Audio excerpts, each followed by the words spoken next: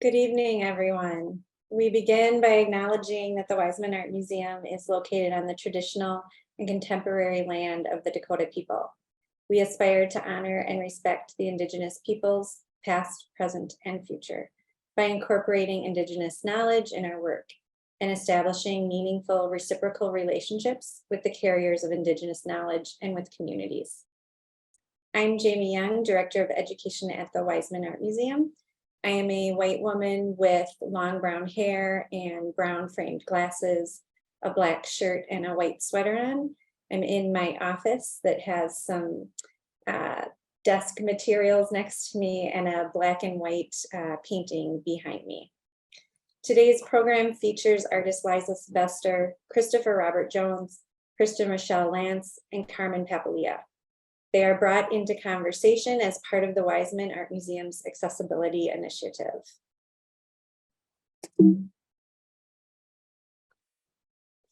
This is funded by the Institute of Museum and Library Services CARES Act. The Wiseman aims to improve museum accessibility for disabled visitors, including low vision, low hearing, blind, and deaf visitors.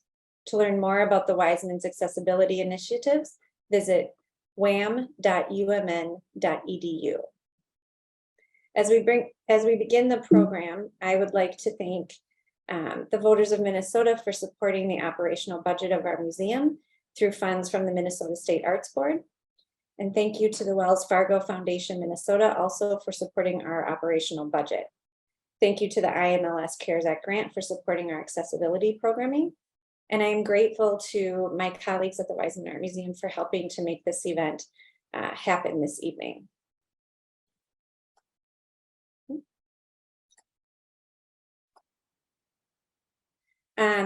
Throughout our conversation, we invite you to submit your questions and thoughts through the Q&A feature at the bottom of your Zoom screen. We will respond to your question in the Q&A period after the presentation.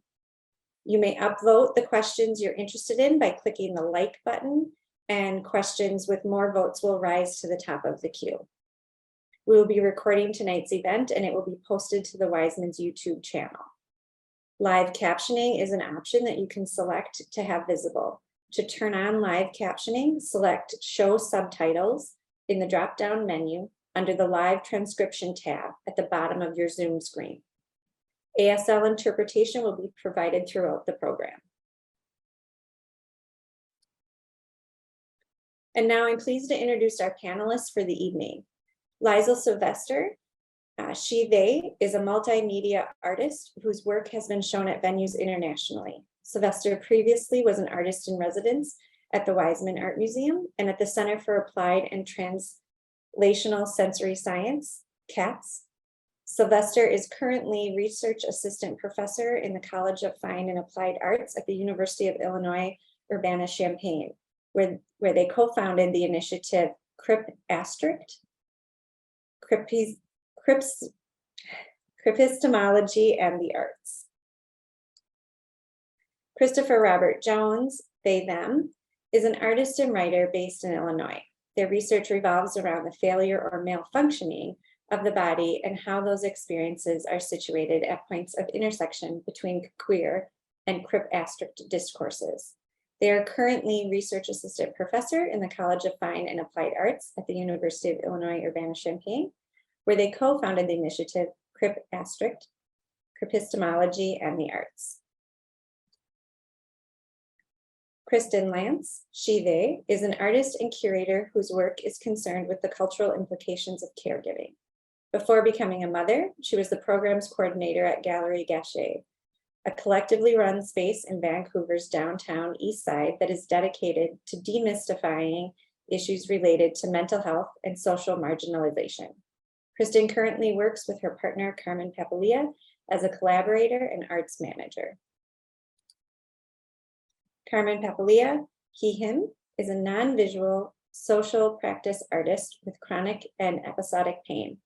In 2021, he co-founded the Open Access Foundation for Arts and Culture, the OAFAC, a pandemic-era cultural organization that aims to set a new cultural standard for accessibility by nurturing creative and justice-oriented accessibility practices. And now I'd like to welcome Liza, Christopher, Kristin, and Carmen to the screen. They can turn on their videos and we'll start the conversation.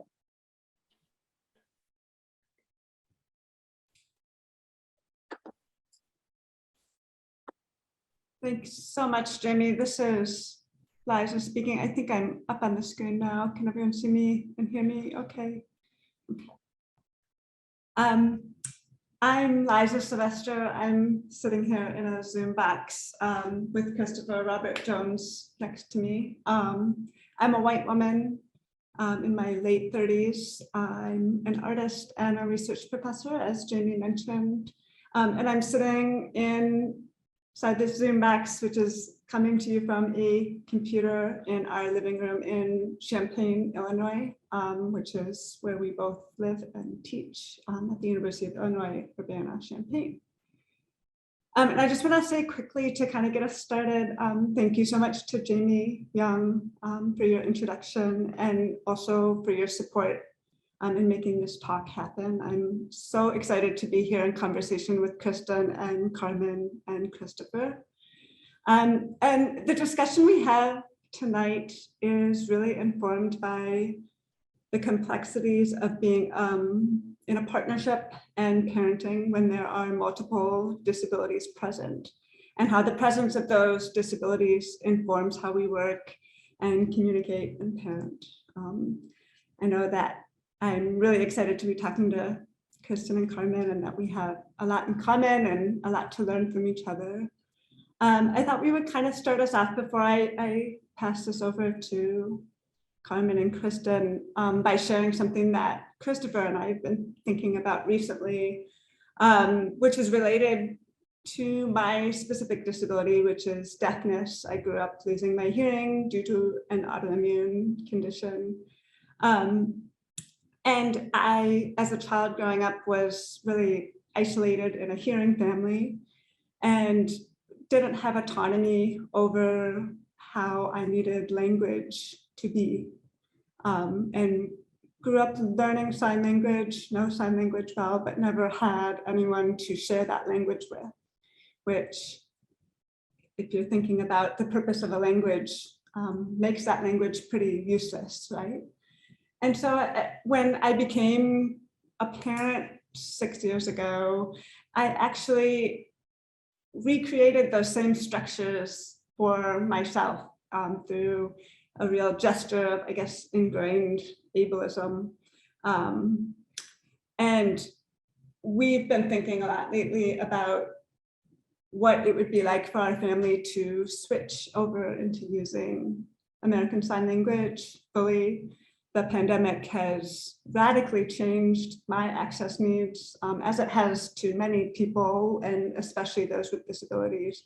But for me, my ability to participate in spoken language was, this delicate thread that was my ability to read people's lips, which has been taken away by masks. And that gesture has really revealed to me the ways in which my reliance on lip reading is not working very well and has never worked very well. And so we're really thinking and really kind of actively engaging a new language structure for our family, and what that means for access for me, what that means for Ellis's experience growing up, our 6-year-old. And I know that you two have similar things to talk about and experiences, so I'll kind of stop there. Thank you, Liza. And it's Carmen speaking, and me and Kristin are calling in today from the unceded and stolen lands of the Musqueam, Squamish, and Tsleil-Waututh people. We're grateful to be here and to live here as uninvited guests. I'll just start with a short visual description. I am a 40-year-old person. I have olive skin and black hair. I have a bit of a bushy beard. I'm wearing a brown wool cap and a mustard-colored shirt with flowers on it. and I have a Ace of Wands tarot pendant on my collar. And yeah, I guess we're in our bedroom too, and you might see our closet behind us. Yeah, and this is Kristin. And do you want to do? Yeah, sure. I can describe myself. You could describe me too. That would be interesting. Hi, I'm Kristin Lantz, and I'm a white woman. I'm 41 years old, if it matters. And I have on a jean jacket, a black halter top that I'm really into, and a braid on my right side. And I just tinted the ends of my hair pink, which our daughter Pearl really likes. And yeah, I think that describes me well enough. Did you want to talk a little bit about Oh, the kind yeah. of where Liza left off? Yeah, totally. Yeah. So I guess we became parents almost 4 years ago now, to our daughter Pearl. And yeah, and I think I guess our family dynamic is really informed by my and Kristin's relationship dynamic, and kind of the ways that we've learned to care for each other leading up to becoming parents. And I guess if I was to say like where disability exists within our family, I would say that I bring a lot of it. Sorry, um, I I describe myself as a non-visual artist, so I don't use vision, and I specifically don't identify as blind or visually impaired because I feel those terms privilege visual experience. I also, in certain situations and here, I feel comfortable saying I have sickle cell anemia, and I've spent a lot of time in hospital since I was a kid, and I still spend time in hospital and have pretty like pain is a big part of my life. And definitely was one of the things that we connected around, and a challenge that we had to kind of navigate around as we were getting to know each other. And I think it only grows once we started being Pearl's parents too. So Yeah, it grows and it turns into different things, and you see it. You see the ways that our relationships and the ways that we've connected through and with disability. I mean, I myself I have mental health needs around my depression and anxiety, and it requires Carmen and I to be in communication in different ways depending on the state of that. I think that we have been continuously growing in the process of figuring out how those things evolve. And it's really interesting to see how Pearl evolves within the dynamics of those things. And Carmen and I were talking about something earlier because we were talking about the creative potential of disability. And that's something that I just heard Liza and Christopher talking about in terms of creating their own language or their own family dynamic that is more inclusive of a language that everyone in the family can that can serve everyone in the family a bit better. And so how do you use those radical potentials to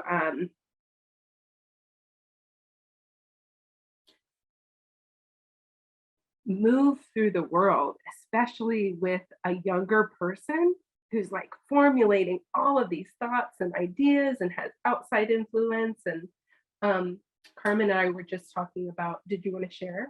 yeah, I think there are little things that like, and it's through the immersion in our lives and our having to, as we navigate and move through our complex needs, and the ways we rely on each other, that I think Pearl has picked up how to care in the context of our family and for others as well. And I just noticed like little things like, you know, I mean, well, we started describing my access at one point as, oh, Daddy sees with his hands, and so it's a way of explaining sort of my access in some ways. But there's other things that Pearl has just picked up by, I think, watching Kristin, which is, you know, when she's handing me something, she'll put it in my hand. Like she won't just hold it out and you know, expect that I will, you know where to grab. And she'll also put, you know, guide my hand towards things as well. And yeah, they're just like these little kind of practices that have grown out of being with me. And Mhm. And and- mhm. go ahead. I'm sorry.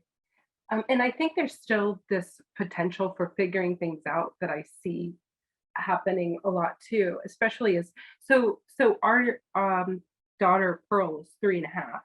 And so is like it is tantrum season over here. And Big what- feeling season. big feeling season. That's right. It's big feelings. But I think that sometimes Pearl and we get frustrated when we have to change the ways that we do things in order to go into the world together, or she'll notice things that are different. And so that for us creates a challenging potential to create new ways of being.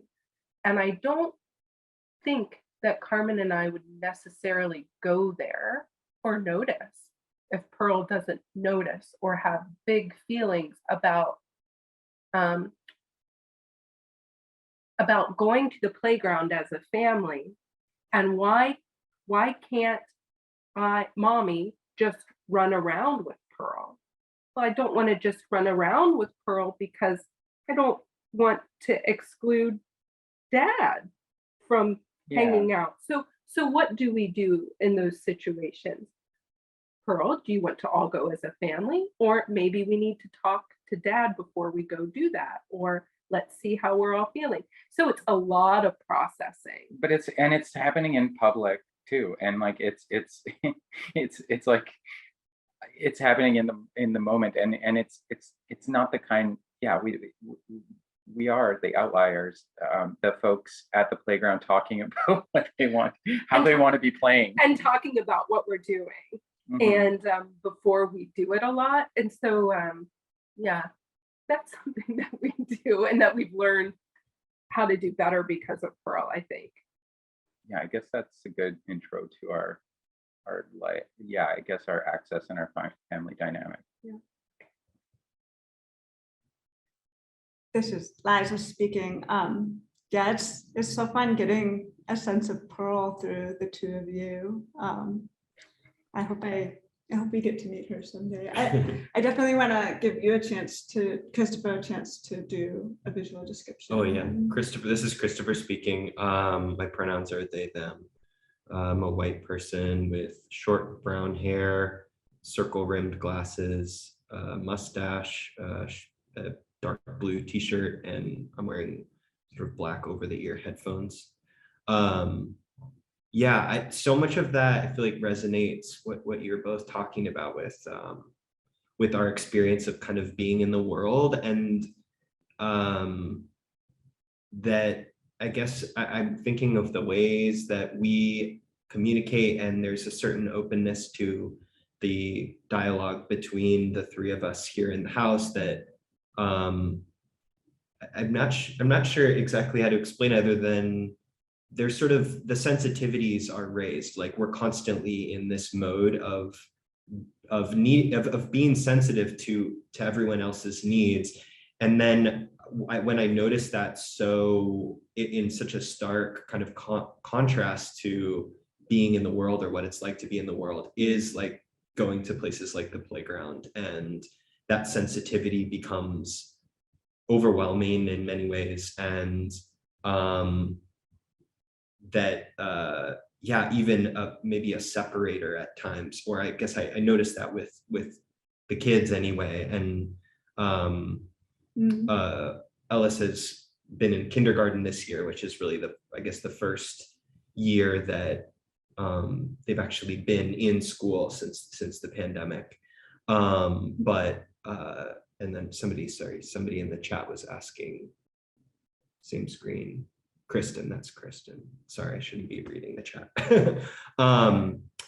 Anyway, it's the first year that Ellis is in school, and just the amount of, and the way that they learn distinctions between things based on, you know, the this and that, the binary, the opposition, that in so many ways totally kind of forecloses on that sensitivity, or it doesn't allow that sensitivity to you know, really productively question the borders between, you know, the function of a border, or the function of and I guess the messiness of the, you know, intersecting needs at times. And that it's just, I don't know, it's so interesting for me, just the way that from the kind of conversational mode, or that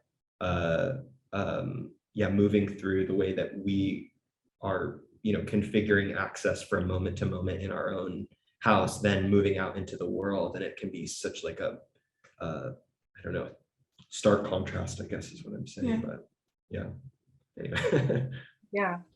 Yeah, totally. And you used a term that I'm not familiar with, and I'm gonna just ask. You said separator. What's a separator? When did I say that? Oh, I'm sorry. No. Krista, yeah. Sorry, when did I say that? I've totally I think forgot. when you're talking about being on the playground and how sometimes, like, Oh, yeah. in regards to other kids, maybe. yeah.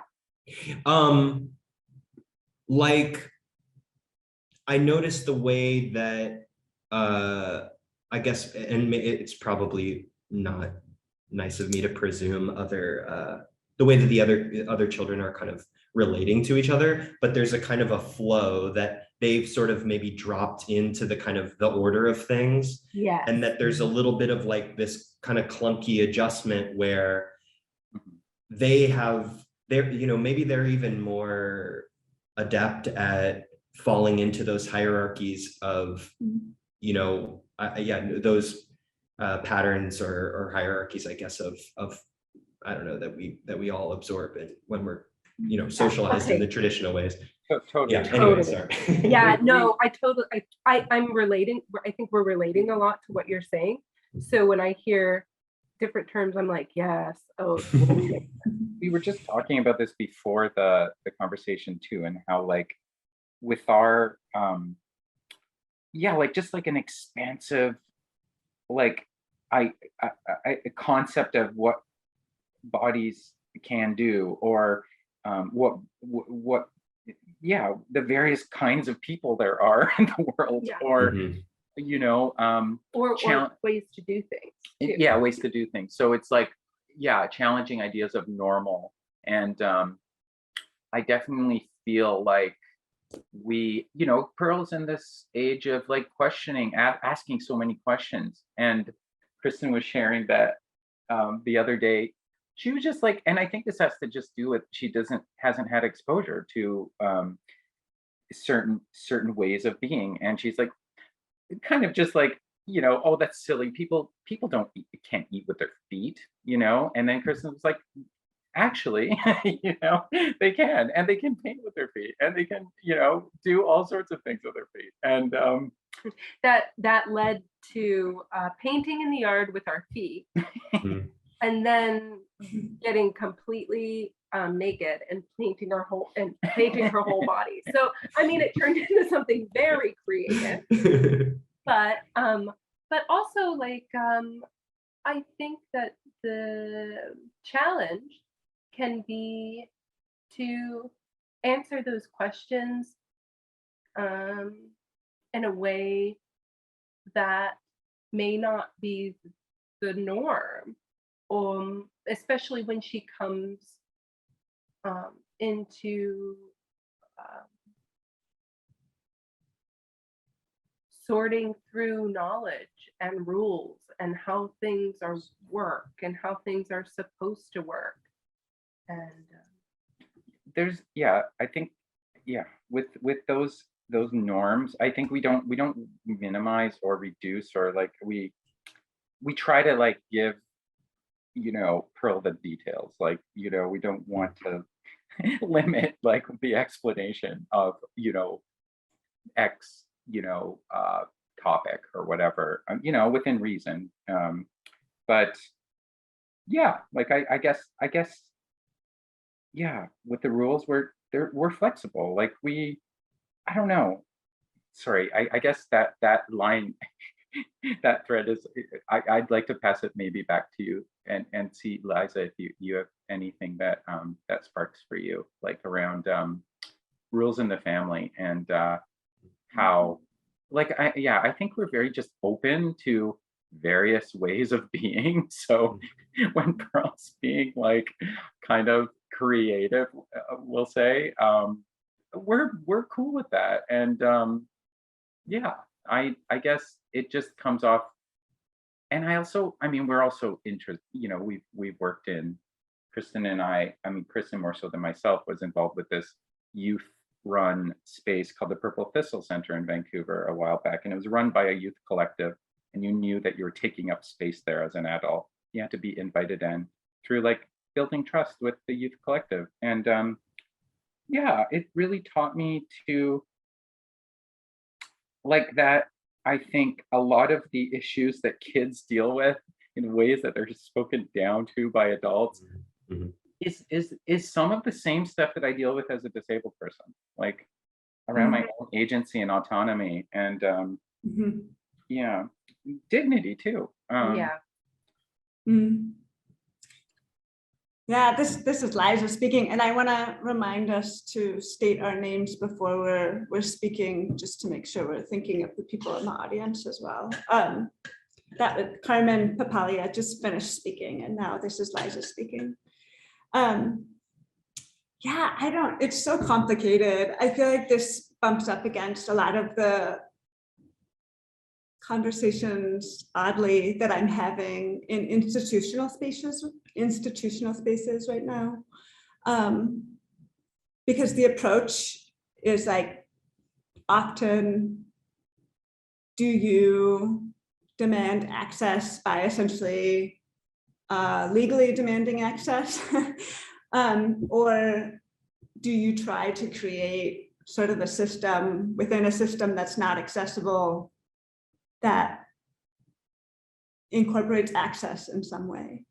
And that's a whole other conversation, but oddly, this conversation is making me think about that. And I think especially with school, and in terms of rules, it's so slippery, right? Because there are certain things that Ellis and Christopher, as hearing people, need to do in a very sort of strict way in order for me to have access. Like, Ellis does need to come around to the front of me and make sure I can see Ellis's lips. Ellis cannot yell at me from another room. Christopher cannot yell at me from another room. If we're going on a family walk together, we might not be able to talk because the wind in my cochlear implant makes my cochlear implant useless.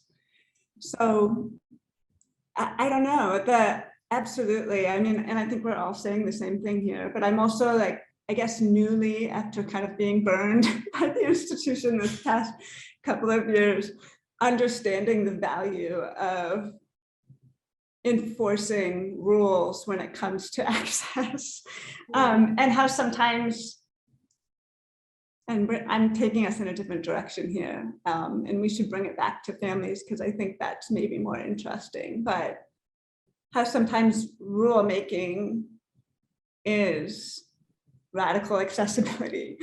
And I know, Carmen, you and Kristin have done amazing things around open access. And I wonder if you could maybe share a little bit about how you approach access rules in a specific space, and understanding, and what I appreciate so much about the work you do, that access needs change all the time, and there isn't one solution to accessibility. Yeah, Carmen speaking.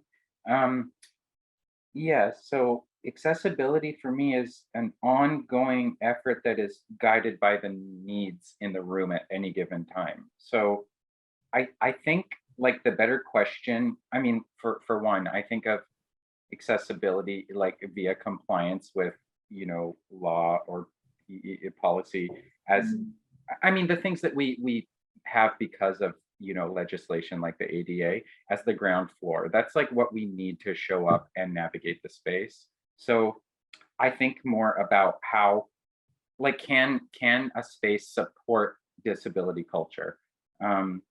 Is the lives and the complexities of disabled people, and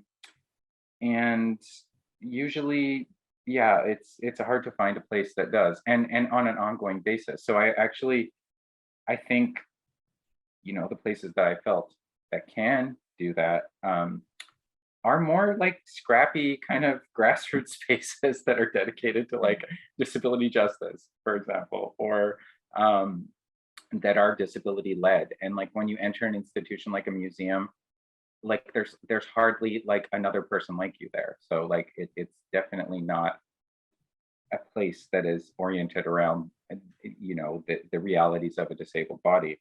And I think what we're talking about here is, yeah, do we like, how much do we assimilate into non-disabled culture, ourselves and within our family unit, and when we're around like normie culture? Yeah, because we do have that pressure in so many situations, like through the medical model and just culturally, because of cultural ableism and false concepts of normalcy, that we have to try to fit in. Like we have to try to minimize and like integrate, when I think it's really assimilate. Like we need to pretend that non-disabled culture is the way. I actually think disability culture is way more exciting and full of more possibilities, and like normal in disability culture is like, yeah, is a multitude of things. It's various ways of being, realities, learning styles, identities, embodiments. Yeah, and I think that's kind of what we try to bring into our lives, the way we live, is like honoring our, like, for me, like I want my way of learning as a non-visual artist, non-visual learner to be, I want it to be, I want to be met where I'm at, and part of that is honoring the way that I learn, and my access, and my way of being, and sometimes that takes negotiation, and we have to meet in the middle. But yeah, that's the goal. It's like, and I'm thinking about rules too. And now that you're talking, Liza, about rules and it being really important for access, and I wonder, like, can we set rules where people can be their full selves? Where a kid can be their full self, and yeah, and at the the Purple Pistol Center, just to go point back there, they had some, you knew that it was a youth-led space. They also had a no assholes policy. So and they're just a few their rules, but the intention was to set a low barrier, I guess, anti-oppressive space, and yeah, I think that's, yeah, I guess I'll just stop there. Now, this is Liza speaking. I think that I mean, I love the idea of youth and even kids making rules for themselves, and I feel like so much of the disabled experience is really an experience about autonomy, right? And so, you know, Carmen, you've written so beautifully about how often access needs that are offered you also come with decreased autonomy, right? And I see your work functioning so well as a reminder of how important autonomy is.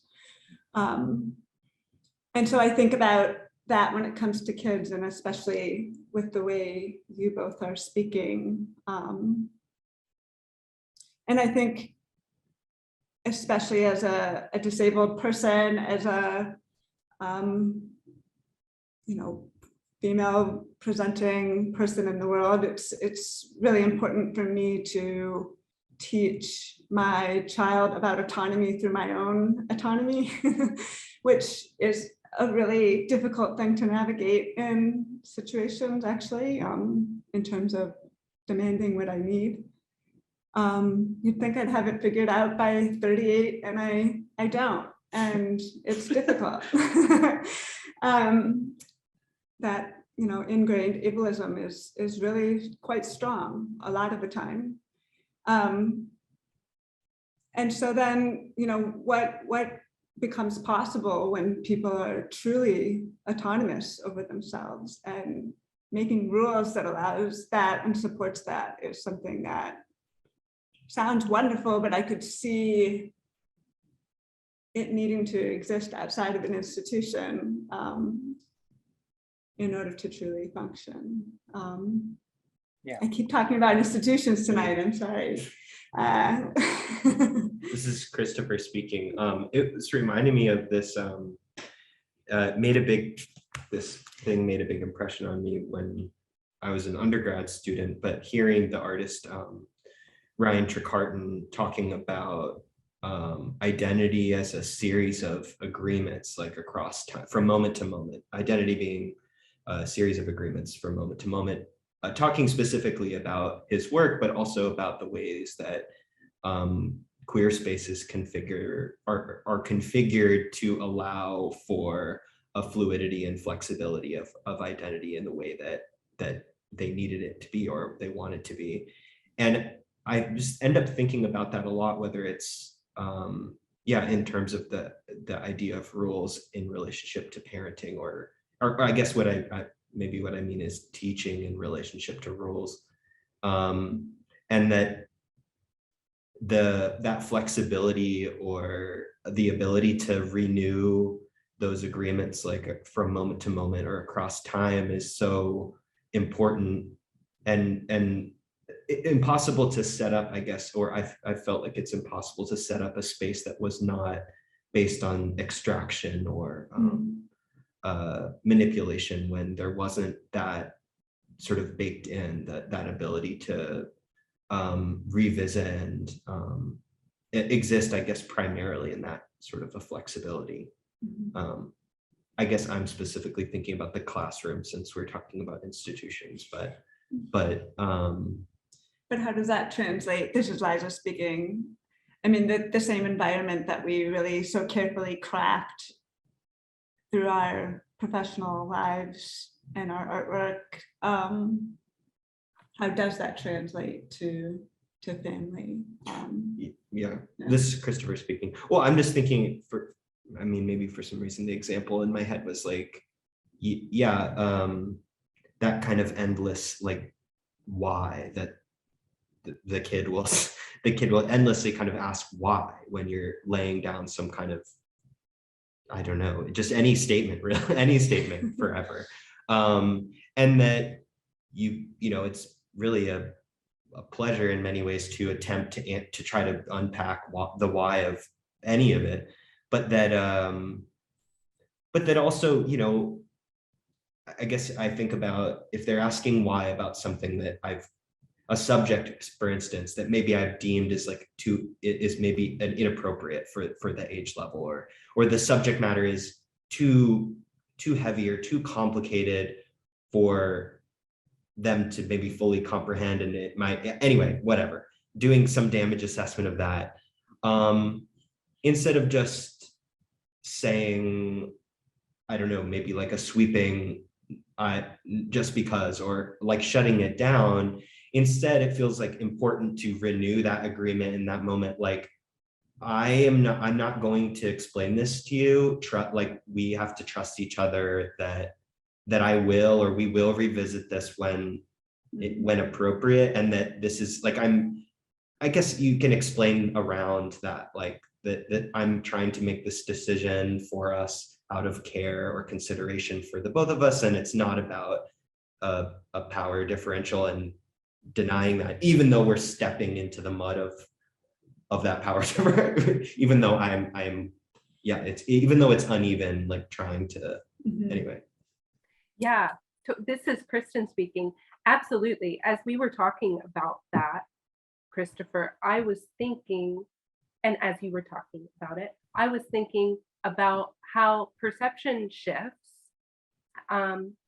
also allow me to talk to Pearl in a way where the dynamics can be pretty complex.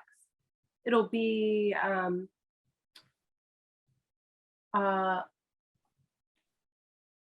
Mom, why is there a bird that's flat on the ground without a head? And like this came up. Came up. And so, you know, we talked about it for a little while, and she had lots of questions. And I said, oh, that bird is no longer living. And she goes, what happened to it? Oh, I don't know what happened to it. Did someone do that to it? Oh, I don't know. But I was thinking about the complexities of answering that question in a truthful way with her, where I could even say, you know, I'm not too sure how to answer that question, Pearl. Could we talk about it later? Or could we ask someone else about it? So things like that. And I noticed that too, as we strive for thinking about autonomy, thinking about the ways that we are interdependent, but responding to each other's needs, and how imperfect that moment can be, and how messy that moment can be. And it's very hard, forgive the metaphor, it's very hard to build a building if it's really messy and the plans are really messy and you're not too sure how to do it.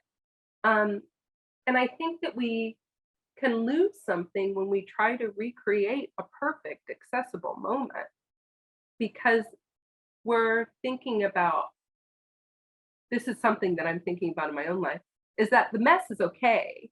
Humanity is okay. Humanity allows us to connect.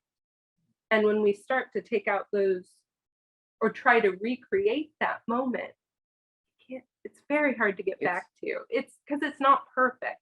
Like when Carmen and Pearl and I crossed the street, Carmen will be on, or I'll be holding on to Carmen's elbow, or he'll be holding on to mine. Pearl will be on the in front of us, and sometimes Carmen will use his cane. Sometimes Pearl will drop something. Sometimes she'll have some big feelings and need to stop in the middle of the street. So, you know, how do I respond to that? Or how do we respond to that? Sometimes I have so much anxiety that I just can't. And, you know, Carmen will have to take the lead, or say, hey, we gotta go. So, and yeah, I think about how that can relate to the idea of creating something that's an institution or institutionalized, and what that does, and what our motivations are. I sometimes imagine the perfect traveling scenario for our family. I can get really lost in it. You know, the perfect experience through security. Nobody, you know,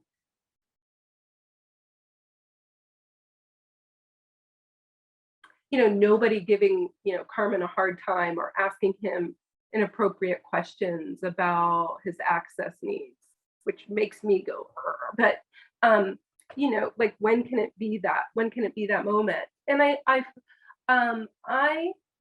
just now thought, it can be not perfect, but in our interdependence as a family and in our relationships and in growing together, we can get by that. Like we can get by that uncomfortable moment. That's Carmen speaking. Yeah, that's like the safety net, is that interdependence, I think. And just your example of crossing the street, it's interesting how like we are an interdependent organism as a family unit traveling in public. And sometimes Pearl takes the lead, sometimes you take the lead, sometimes I take the lead. And I love that, the care dynamic that we're used to with institutionalized care, care that's provided by institutions, it's usually, especially within the medical system, a one-way relationship. It's like you are the recipient, you have to be grateful for having it, if you can get it. And in this family dynamic, I think when we treat care maybe collectively or interdependently, I think it can be reciprocal, it can be mutual, it can change. Maybe it can change based on, like the messiness actually is exciting for me because there's more possibilities for flexibility there. This is Kristin talking, but I get really frustrated with it sometimes because the messiness is real, and it throws a lot of my preconceived notions of sort of success or what needs to happen into question. And that's a lot of pressure I put on myself. And I think that a lot of people who have to do things differently in order to live, have to like go through. And it's I don't know what that means. Carmen speaking, I think it's just challenging these notions of like, oh, we're radically independent. And that success is when one person is elevated for what they've done. When treating it as a collective effort, like just addresses some of those hierarchies and those kind of and I don't know, I think I thought and I knew that care was best approached collectively before having a kid, but now we're in so much practice, and like most of the spaces that we've participated in and worked at have been collectively run. And with Gallery Gachet, for example, where Kristin worked in the downtown east side, it was a collectively run gallery with a mental health focus. That was, started with the premise of, yes, like some of us are anti-psychiatry and some of us have been harmed by institutions. And we're kind of banding together around this idea that there are different ways of being. We don't have to fit in. It's okay to be a bad crip. So where was I going with this? But well, I don't know, I guess getting practice being in a collective maybe is what I'm taking away from this conversation, is that's what your family gives you, especially if you are in a family with complicated needs. End of thought, and I'm going to pass it back to you too. This is Christopher speaking. No, I mean, and I like that a lot, and I guess I'm thinking about that messiness and how I don't know how beneficial that messiness within the kind of a family negotiation of trust and access and all those kinds of things can be, in the way that that I guess maybe the experience with the child is that it can renew some of it can kind of keep bringing us back to some of that messiness in a productive way that like maybe we're even, or I guess maybe predisposed or just kind of can fall into a sort of more static or I'm doing a complete messy job of explaining this right now, but I guess I noticed the way that the messiness for kids, like just watching kids, try to deal with each other in various ways, like those, as much as those are the spaces that they end up kind of teaching each other the codes that they've been taught and the systems of, meaning making or whatever. Those are also potentially the places that they imagine themselves and their relationships to one another and also their futures and their collective future, like whether or not that future is collective or individual based. And that I guess I just think about when those messy moments are occurring with us collectively together, that not to dismiss how difficult those moments can be at times, but they're also I guess those like touchstones or moments of being able to kind of touch back or to that collectivity versus three individuals. Anyway, Kristin speaking. Oh, Liza. No, you go ahead, Kristin. Are you sure? I'm sure. I'm negotiating a dog that's drinking loudly next to us. Apologies about that. Okay, no problem. Kristin speaking. I think that thinking about, we're talking about messiness and we're talking about kids and them negotiating the messiness, and I was going to say, I mean, like this kind of relates to one of our points on our that we wanted to get to. I think, Carmen speaking. This relates to one of the points that we were talking about before this, which is like, how is, and we've been touching on this too, like, what is our experience in normie culture, the experience of our family when we maybe hit up against that norm in our lives. And I mean, I don't know if that's where you're going, but I guess I'm thinking about that because it plays into our choices with travel and work, because we work together.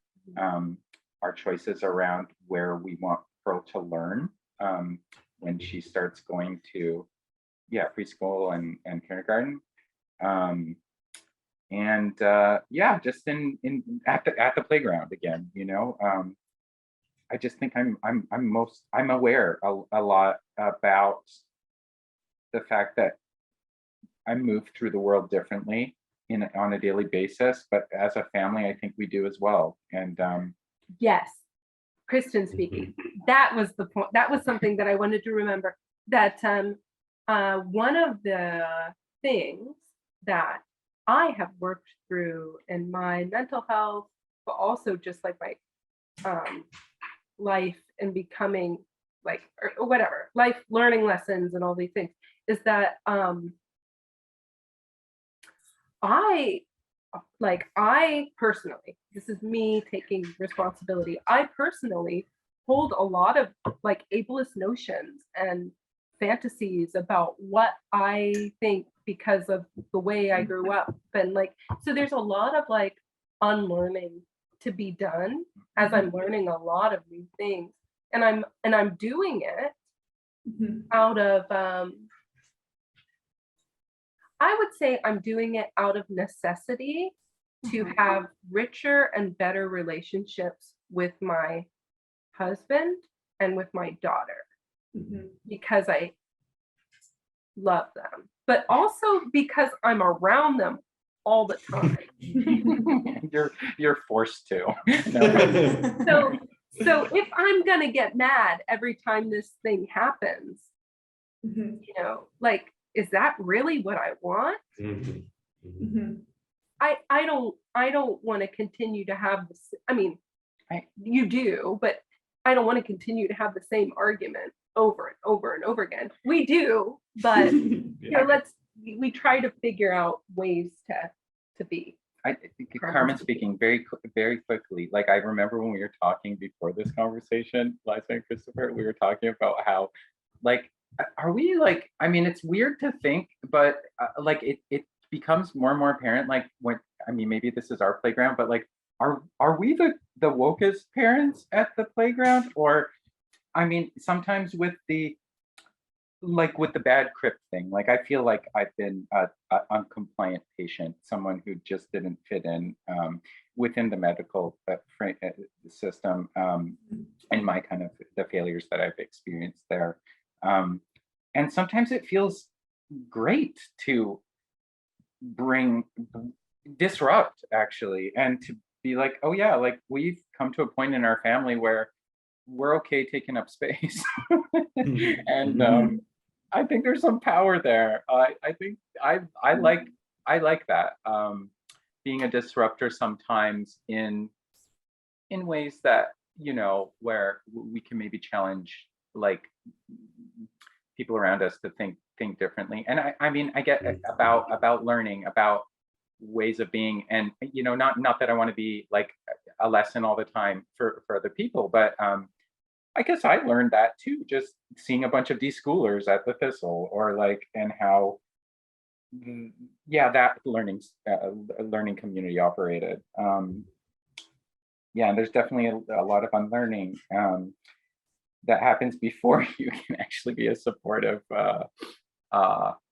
like support that type of learning, I guess. Kristin speaking here. That happens before and while it's going on.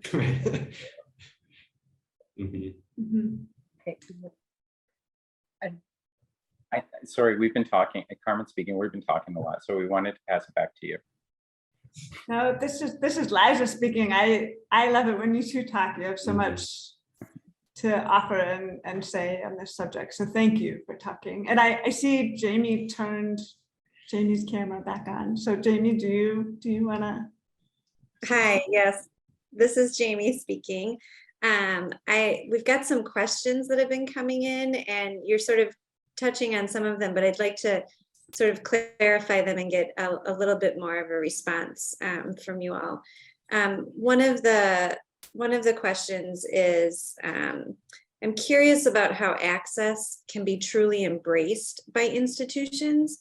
And could you maybe give some examples of what you've seen has worked in museums, and maybe that perfect scenario of a family experience in a museum? I feel like Carmen, you should answer this one, but I also am happy to speak too. I would love to hear yours first, Liza, and then maybe I can talk about museums and access a little. This is Liza speaking. My, how do I say this? I mean, Carmen has written about this, and so I feel like passing it to you, but okay. No, I can share this out, it's okay. I can be brave. Essentially, after working in a museum for 3 years, I am not certain that a museum can be an accessible space. I think that the hierarchies that define a museum as a museum will not lend themselves to true access. It can become ADA compliant, but that's a different thing than being a truly welcoming and accessible space to non-able-bodied, non-normative people. And I know there was a second part to that question, but it was the perfect family experience in a museum. What would that be? I mean, the other thing I'll add, this is Liza still speaking. A lot of the work that Christopher and I are doing here at the University of Illinois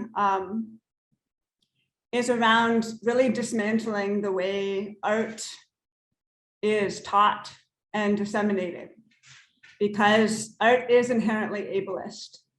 And we kind of need to be real about that for there to be change. Art, for example, upholds a visual primacy and dominance in our culture, and a painting can never be accessible to an entire group of people that have vision loss and blindness. And that's just a fact. And I think that art can expand and bend. And I think what a museum can do is it can support the creation and the sharing of artwork that is made for non-normative people. That doesn't necessarily mean it needs to exclude anyone. It also doesn't necessarily mean that it needs to be accessible to everyone all the time. I think about this question a lot. I think about it in terms of equity a lot. I think that right now, artwork is being taught and produced for an able-bodied audience, and that we can still make some art for able-bodied people, but we also need to support the creation of artworks for non-able-bodied people, for non-normative people, which is, why I've wanted to support Carmen as an artist in my own capacity and others, because I think that it's important and is a big violent gap in the art world. I mean, I'm sort of sick of talking about art and accessibility in polite terms. So if I had to think of a true museum experience that would be accessible, it would involve some conversation about that. And then it would provide some sort of a multi-sensory experience that wasn't about an accessibility program. It was about an artwork that was truly accessible to, meaning it was made from conception for different types of people to experience. Thanks, Liza. Carmen speaking. Yeah, I think we're similarly aligned on this question, and like I think for me, a museum, like as we understand them now, it can't be completely accessible, because like my hope is that like any space that is stating a commitment to accessibility can make an effort to hold disability culture. And that's not what accessibility does as it's understood right now. It's mostly, again, around assimilation into non-disabled culture. So I think, the museum would have to be radically re-envisioned by people who are underrepresented currently there. So this is like Indigenous folks and disabled folks, and queer folks, and people with poor folks too. Like, I mean, it's, and I'll say, like, all these dimensions, all these intersections that like the disability justice movement has kind of allowed space for and demanded are important, parts of our experiences that we cannot separate from our disability experience. I think those, like, I want to experience an intersectional accessibility, like a cross disability kind of intersectional access that is, yeah, that again, like Krista was saying, is a living agreement that can change over time. Like, we don't, access changes from time to time. Have a different amounts of pain every day, so my access changes with that. And for me, like, accessibility, needs to reflect the diverse experiences within our communities. And if we can't imagine what like a, you know, I mean, which it's kind of amazing that, you know, one of the majority experiences within our community is that of being poor. And we haven't understood like class as part of like accessibility at this point. And yeah, I think we just have a lot of work to do in terms of the re-envisioning. Because like for in a lot of ways, I think we were handed the system. We traded like a social movement for a infrastructure bill. And I think people are just looking, the things that I'm excited about now are like artists who are treating accessibility as an artistic medium. You know, a lot of the work you curate, and a lot of the, you know, my peers in the disability arts movement are, yeah, they're making creative access happen. And I like to use this term cultural accessibility. And that's what we kind of characterize our work as. We kind of advise on, consult on, and make happen like cultural accessibility through the organization that I co-run. And yeah, terms like creative access, open access, I've heard many terms, and I think they all gesture towards accessibility beyond compliance as a something that's living. And I don't know, the museum is in a living space, really, and I think it has to be radically re-envisioned. And I love some of the efforts that some museums on this side of the border are doing around decolonizing, and you know, kind of acknowledging that, you know, the original, yeah, the names for the places that we are using right now as uninvited guests. And I think it's the reframing that really is needed. And you know, a museum director, when I give a lot of trainings on open access and share a lot about my concept for, you know, what I call open access. Is it comes from this manifesto that I wrote in 2015. And a museum director after one of my sessions said, oh, you know, so I'm so excited by this idea of open access. Like, what would it take for our museum to be openly accessible? And I'm like, well, I mean, it might not have a board of directors anymore. It might be collectively run. You might have to get sell some of the works from the collection to, you know, so you can fund access that isn't available right now. Your staff would have to change too, to represent, you know, a diversity of experiences. So yeah, I mean, I guess I'm excited about some of that kind of work of like at the Mackenzie Art Gallery in Treaty 4 territory, also known as Regina, Saskatchewan. I've worked with them, and you know, their director John Hampton is NCAO is Indigenous, and he's one of a few, very few Indigenous museum directors. And when you have someone at the top that understands that the institution that he's head of is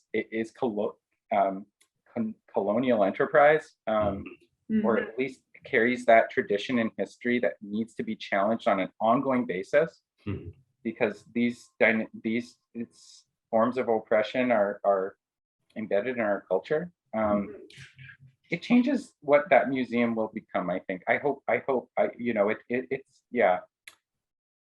I've done some work about accessibility with them too, and developing a new statement for accessibility that'll guide policy there. And yeah, I'm interested in, like, can we commission artists to produce policies at museums that actually reflect the kinds of experiences they want to have, or the forms of safety that they need.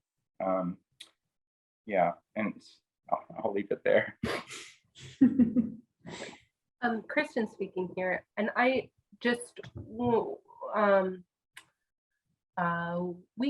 we've gone to quite a few museums or worked at museums, Carmen and I, and we've taken Pearl to a handful because of the pandemic. So, you know, we're kind of starting that up again slowly, but I think about what a perfect experience Mhm. would be at a museum. And I think there being, for me, just like going in, I'm a visitor, you know, I'm not thinking about like changing policy or like giving you all, I'm not even thinking about filling out a questionnaire. I'm just thinking about going to the museum with my kid and my husband. What do I need?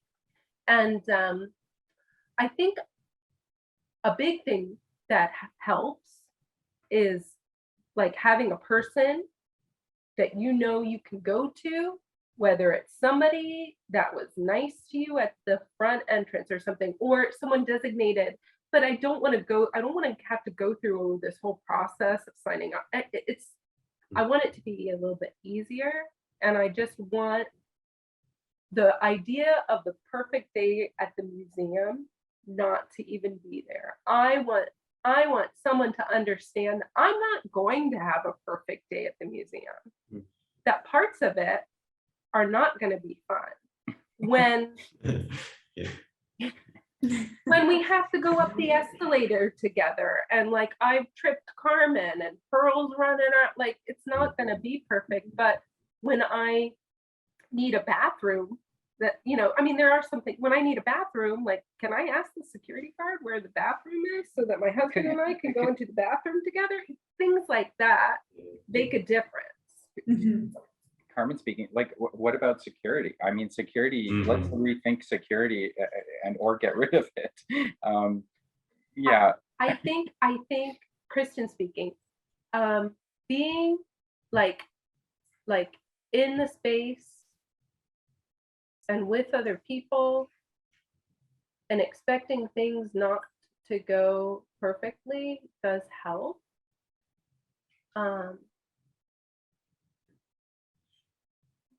But sometimes it's nice not having to have to jump through so many hoops when all I just really need is someone to help. So having someone that we know at a museum is like a big deal for us. And that always makes me feel a lot more comfortable. And I don't know what that means for different museums or institutions, but usually we have someone that we know, or for me, feeling like I can ask someone something is really helpful. And then I won't get like well, there's a bathroom right there. Why can't you just like Carmen speaking, aren't you talking about accessibility? Like this is exactly like, I mean, responsive accessibility. Amazing that like what Kristin's looking for is a relationship with someone, and like what really works is to build access intimacy with whomever you're seeking support from, right? So yeah, I think relational access and relationships, that infrastructure of relationships that the museum has with the communities that it's, you know, it's has stated a commitment to. Totally. And sorry, Kristin speaking here. And as a white woman too, like recognizing my own privilege, like, and like who do I feel comfortable like going up to and asking questions? Like those are things that you can a lot of people talk about being able to ask folks with lived experience what they need. And like, yeah, you were talking about museum directors having that lived and embodied experience. That is so valuable. It's so valuable. And it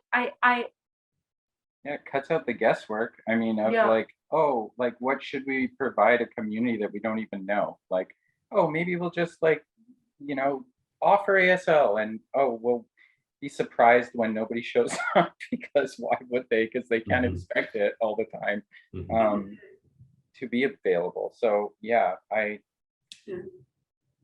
Sorry. Maybe we're getting salty. Yeah.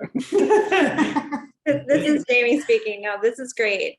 It sounds like to me just basic services, basic, like how you would respond to a person, and being receptive to their needs. We have another question that you've sort of touched on throughout, and I might add on to it a little bit, but so as folks who function as teachers, both for your children, but also in some more traditional spaces as well, what are some ways you navigate helping others unlearn systems of ableism that we're all generally taught? And I might also add on to that, because I feel like this shouldn't just fall on the shoulders of you to be responsible for helping people unlearn systems of ableism. So maybe as allies, what people can do to help in that effort too, so that it doesn't all just rest on your shoulders. It's Christopher speaking. And I was thinking about this just a moment ago when we're thinking about accessibility, maybe specifically in the museum, but I was just thinking about the degree to which the entire field, if you would call it a field, I guess, of art, whether it's the institutional spaces, but also, I mean, the artists and all of the people involved in the disseminating of that work or the sharing of that work, how it feels really crucial for everyone to be taking stock in the degree to which inaccessibility is utilized in, in art, how important inaccess is to how we understand and conceptualize art. And I think about that specifically in my, my role as an instructor, teaching art, supposedly, teaching people how to become an artist. And by and large, how art is taught is by centering a series of technical skills that students are expected to master, which is kind of an inherently, like you can, I think we can all maybe see the problem in that alone. And basically what that ends up doing is, very much increasing the value of creating something that's inaccessible, or the accessibility of it is like highly restricted. And that's directly connected to its value in many ways. So in thinking about how even something just like an art classroom could function differently, instead thinking about how to teach or to encourage a kind of increasing of sensitivity, whether that's material sensitivity, conceptual sensitivity, and then developing a critical lens through which to engage material or concept, what have you, but just needing to understand what art can be outside of that mastery relationship, and I guess that goes for knowledge in general, like how do you interact or relate to knowledge without needing to possess it and understand that possession as like not as knowing. Does that make sense? This is Liza speaking. Is it okay if I this is something I've been thinking a lot about as I've collaborated with this cross-campus grant that put University of Illinois Urbana-Champaign in conversation with the University of Illinois Chicago, and it funded this exhibition and then brought in art education programs from both campuses. And so something we've talked sort of critically about over the past, last semester is where do we focus our attention? Are we making space for students? Are we teaching teachers about ableism? Are we, trying to interrogate the systems, or are we trying to create a new system in the system? I have exhausted myself over trying to teach people about ableism. It's not where I, within an institution at least, I don't think it's where my energy is best spent. And I don't think at the end of the day, when the grant ends, the work continues. When I'm not in the Zoom meeting, the captioner, the ASL interpreter is not there. And so the conversation is not there. And so for me, I think where we're going is we're leading by example rather than in a different way, within the institution at least. I guess that's my answer to your question.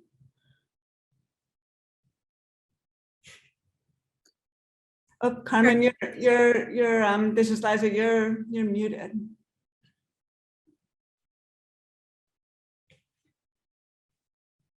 Can you hear me now? Yeah, we can hear you now. Okay, so just to explain, it's Carmen speaking. Little Pearl just got home, and Kristin she needs some comfort, I guess. So Kristin is talking with her. But yeah, with this question, I guess I'll say, yeah, I don't want to teach people about ableism like, you know, as a EDI worker would, or someone doing that work would. Equity, diversity, and inclusion, which is now like turned into justice, equity, diversity, inclusion, and access. Sometimes it's IDEA. Access is tagged on at the end. This is just another set of codes for like, let's make a checklist.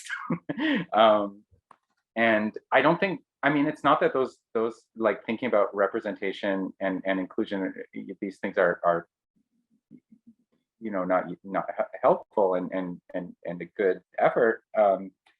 It just, I think, you know, I rather learn about access from art and learn about access from a kid, for example, or yeah, I think there's just, you know, for me, I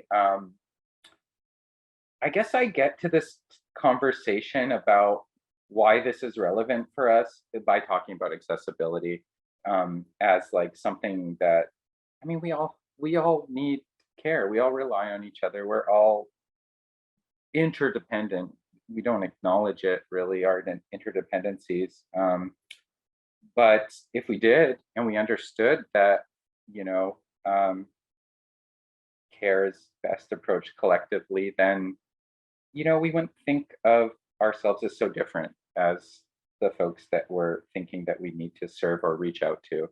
And I would say, just as a general like rule, like people know what they need, and like they will tell you. And if you respond without criticism or, you know, enforcing the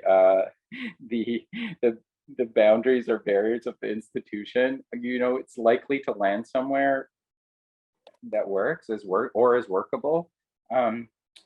But you know, I think you know, take it to put that into context too. Like a lot of people don't come to, especially folks who have been alienated from these spaces. They don't come to these spaces with a built-in trust. You need to start building trust with them, and I think that's, you know, done by showing up for them. And I think, yeah, taking their leadership. Like one of the tenets of disability justice is a movement led by those most impacted. I think that's like, that could really help, I think, you know, in a major way, if that was applied to just so many things.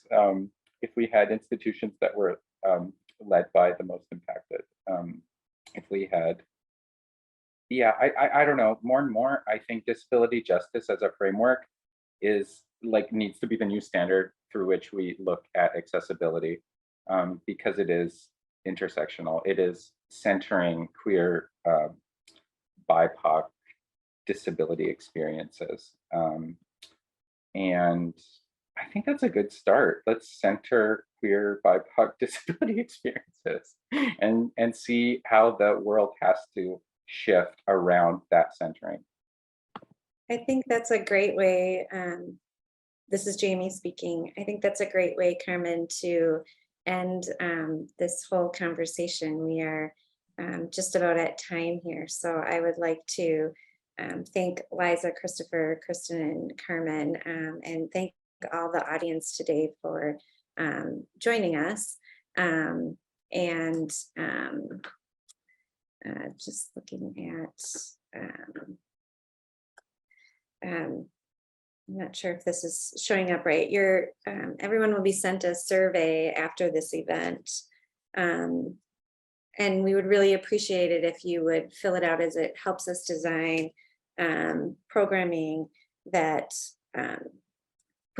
initiatives that better meet your interests and needs. If you complete the survey, you will be entered to win a $20 gift certificate to the Lamb Shop. And we'd really appreciate if you fill it out. We'll put the link to the survey in the chat if you'd like to do that now. And if you'd like to support WHAM's digital programs like this, more things like this, you'll notice there's a giving link in that survey as well as the email, and your donations help with programming like this to provide strong and freely accessible programming. So until next time, thank you.